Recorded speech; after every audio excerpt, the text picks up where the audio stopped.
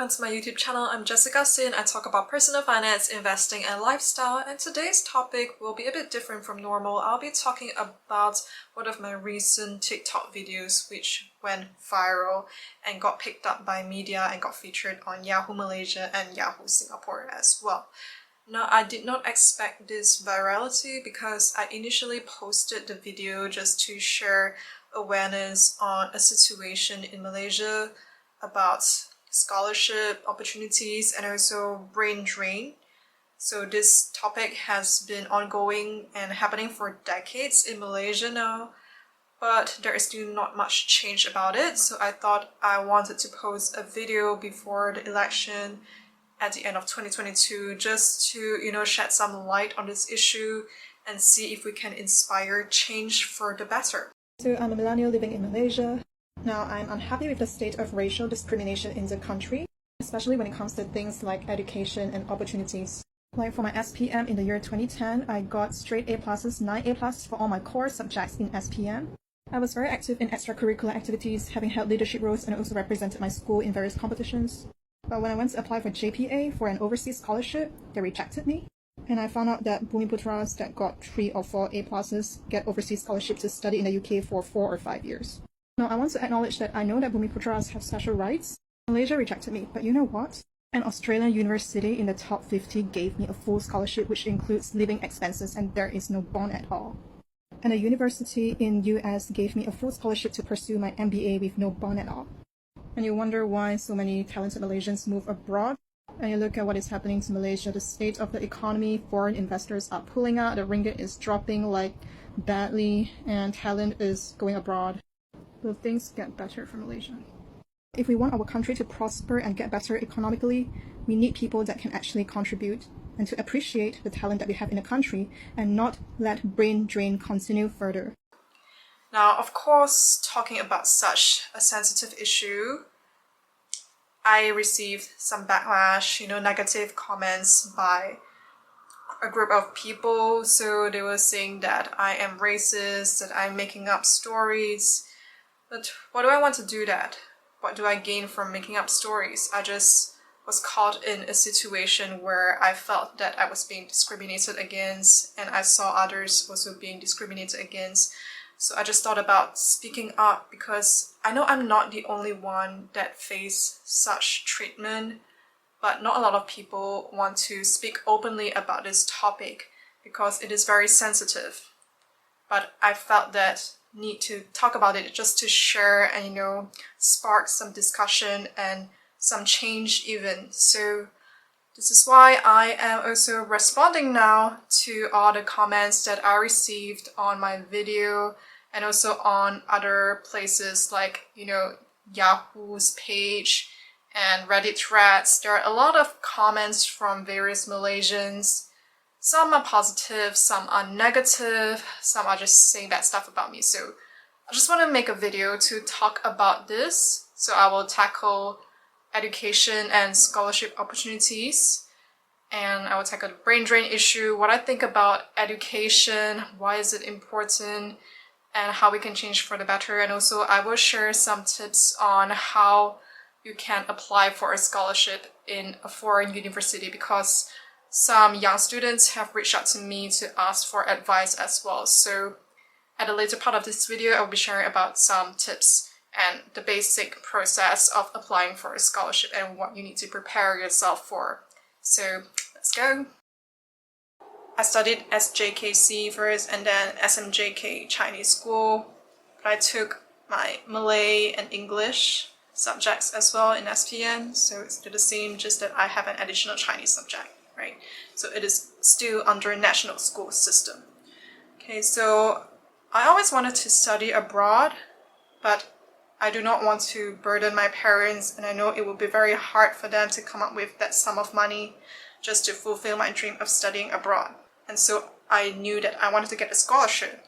So that was my goal back then. So you need to know what is your goal, like what you want to achieve. So for me back then, when I was studying in high school, I told myself, I want to get a foreign uni scholarship, right? You have to get good grades, for one. So I studied hard, I scored straight A+ in all core subjects in SPM. So that is the minimum criteria. You need to have good grades, right? Good academic performance. And then next, of course, you need to perform well in extracurricular activities as well. So you need to be very active. You need to participate in various clubs, represent your school, play sports, that kind of thing. So I was in English Language Society and I played sports, played like tennis and netball, and also I represented my school in English public speaking and debate competitions. I represented my school in a national math competition as well, and I achieved some awards throughout my time in high school. So academic and extracurricular activities wise, it seemed like I had a good track record, so I thought I would be able to apply for JPA. And I was also able to speak well, having A's on my language subjects, and also participated in public speaking competitions, etc. So speaking was not an issue during the interview as well, so everything was okay, and my family income was not high also. So another criteria that JPA looked at, apart from like your grades, your extracurricular activities, your leadership, your awards, all that, they also look at your family background, right? They can track that. So they know how much your parents are earning and whether your parents work in the public or private sector. So they actually take into consideration that as well. So for me, my parents are not rich. The income level is like not above the threshold for me to apply for JPA. I'm not sure, but I heard that some people say that if your parents work in the public sector, you stand a better chance of getting JPA scholarship. Perhaps that's true. I'm not very certain of that, but I do know about the income level part. So some people were like putting hate comments in my TikTok video comments section saying that, oh, a lot of Bumi Putras, which are the Malays in Malaysia, they have straight A's and they do well in their extracurricular activities, but they still do not get scholarships. So why am I whining as a Chinese? So they try to put it to like me causing trouble because I am Chinese, that I'm angry because I'm Chinese. No, I'm not. So perhaps those Malays, they scored A's, but it wasn't A+. So in the SPM, National Education System, the grading system has changed from A1s and A2s like more than 15 years ago to A+, A-, B, and so on, right? So A+ would be 90 marks and above for a particular subject. So if people say they score straight A's in SPM, it is different from if they say they scored straight A+ on all subjects in their SPM. So if you score all A+, then of course you are better than those who scored straight A's. So there is that difference there already. So minimum criteria would be to score at best straight A+ in your core subjects, and not just straight A's alone, right? And so I was upset, of course, because I heard that Bumi Putras having like 3 or 4 A+, like those around me, also they get full sponsorships to go to UK to do medicine, which is like very expensive, you know, and especially in the UK, you need to spend like, what, 5 years there, and your foundation would be like another 1 to 2 years, 7 years in the UK for someone who scored only 3 or 4 A+, and perhaps does not even excel in extracurricular activities. And perhaps I also heard that some of them, they are already from a good family background, which means their family income level is like above threshold, but they still get the overseas scholarship just because they're of a certain skin color. Now, these are not made up stories, and it's not from me alone as well. Like, you will hear it from other people as well. People around you, just go ask them. Now, do not just ask a small group of people and then say that I'm the one being biased. I'm not biased, I'm just speaking out truths and facts and what I know, alright?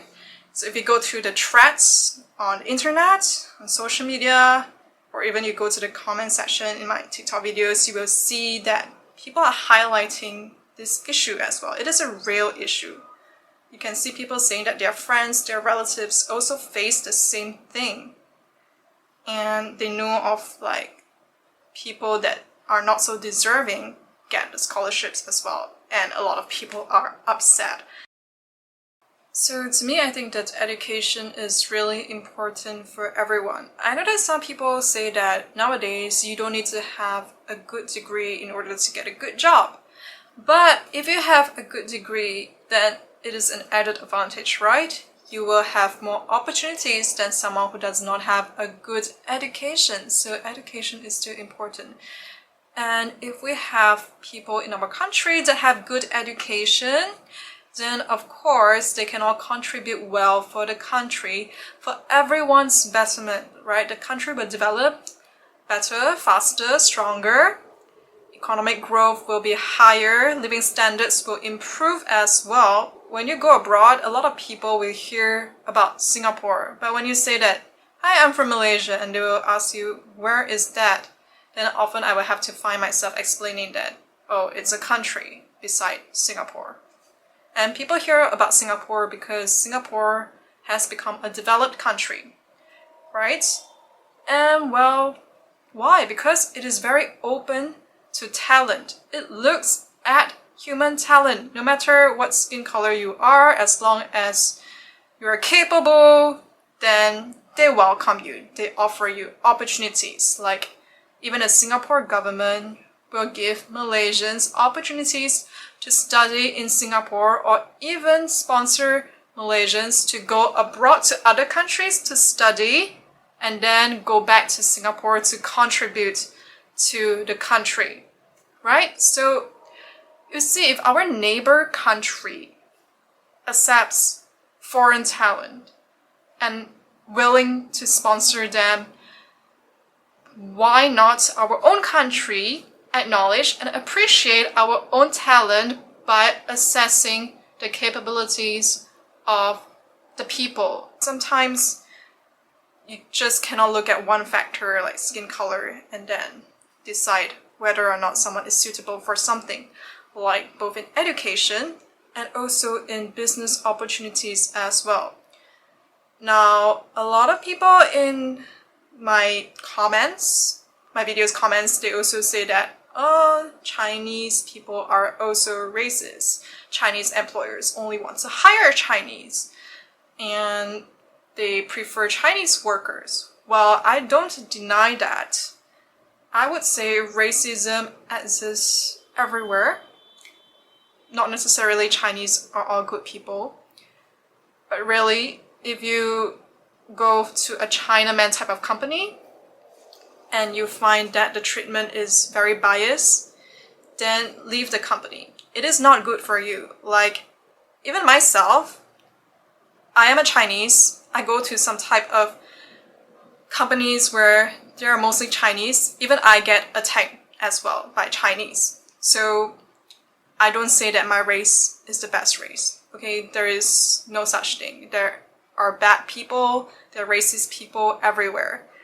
So if you don't like it, then you can report those bad people, those employers, and then change another company, right? So that is what I did as well, right?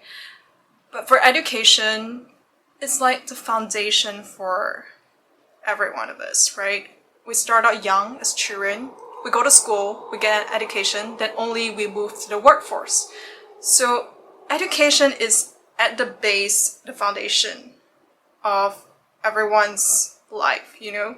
You have to study well, and then only you can move on to do other stuff, right? So an education system, like the policies, the systems, they are implemented at the national level. It is not something that, oh, I don't like the education system in Malaysia, then let me just go abroad. Sure, you can go abroad, can change your destiny if you have the money to do so. If your parents can afford an overseas education for you, good for you. But not everyone has that kind of opportunity. Like for me, I had to search for scholarships, and that is why I worked so hard to get a scholarship. But, well, for jobs, you can still have the choice to quit a toxic company, right? But for education, the policies are set at a national level. And also something like JPA, the National Scholarship, also their system, their criteria, it is all set at the national level, right? And it affects all Malaysians. So you don't really have a choice. So why is brain drain happening in Malaysia? Well, a lot of people would say that there are better opportunities elsewhere. And also it is because Malaysia itself denied them of good opportunities to improve and contribute to the country. You know, it is funny that Malaysia actually has a lot of talented people, but we do not appreciate the talent and the resources that we have over here. Like for example, you see someone talented, but then you discriminate against them and give the opportunity to someone that is less capable just because of some kind of internal rule or something. And then the talent will of course go elsewhere to seek better opportunities. And so you see a lot of Malaysians crossing over to Singapore, our neighboring country. And they're actually doing well over there. Like I talked to my Malaysian friends in Singapore, they're like happy, they're earning better income over there, they're having better job opportunities, they're not being discriminated against them even though they are in a different country. And government systems, all that, are well and proper, and they like it over there. But why are we Malaysians not being treated fairly and given the same opportunity in our own country when actually we all want to contribute to the same country, right? It is not because of different skin color then I don't want to contribute to Malaysia because I am not a Malay. No, it's not like that, but Malaysia does not recognize its talent equally. People are human assets, right? In an organization, if you have good people, your organization will thrive, right? A company needs good management, needs capable staff in order to grow the company. And it's the same for the country as well. And in fact, it's more important at the national level if you want the country as a whole and all the industries within it to grow. So some students have asked me on how do I apply for scholarships abroad. So first of all, you need to have good grades. So if you're still studying, study hard, get your good grades, get all your A pluses or straight A's, no matter what system you are, studying. And then participate in a lot of extracurricular activities, participate in competitions, represent your school, get some awards, be active and hold leadership positions in your schools, clubs, and societies. That will be best. And then you can apply to different universities. So perhaps you say you want to study like medicine or law or business, finance, economics, then go do your research. Which interests you, like which universities are you looking to enter?